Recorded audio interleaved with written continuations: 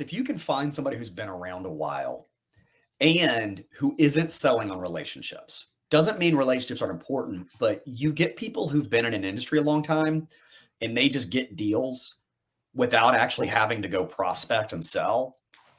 Their numbers are always going to convert at a higher clip than someone who's got to go prospect cold. So you couldn't take Carl's cookbook, for example, because Carl's cookbook was different than yours or John's. And I'll tell you, so here's what happened. And both of them had really strong networks. It took me 10 years to get a decent network of my own. But what I did was I made estimates and I said, okay, I'm going to make this many phone calls. And I assumed if I make, and I can't remember what the math we came down to was. It was like, all right, if I make 5 calls, I'm going to talk to one person.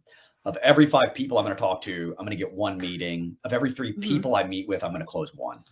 And so I kind of backed into that. I think the numbers, there's going to be some math whiz out there. I think I needed to make 40 calls. Did I have to have 40 conversations? 3, 15, 45. I had to make like 45 calls to think that I'm going to close a piece of business. Right. Right. So that's how you started. And then okay. And then you started putting in what the actual things started to happen. Yeah.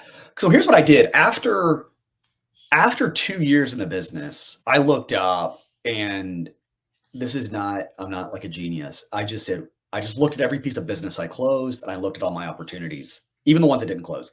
And I said, where did they come from? Yep. And I could find a certain number were coming from cold calls. A certain number were coming just from referrals I had nothing to do with. A certain number were coming from places that I had gone to network back when that was, I guess people still do it. But another number were from talks I'd given.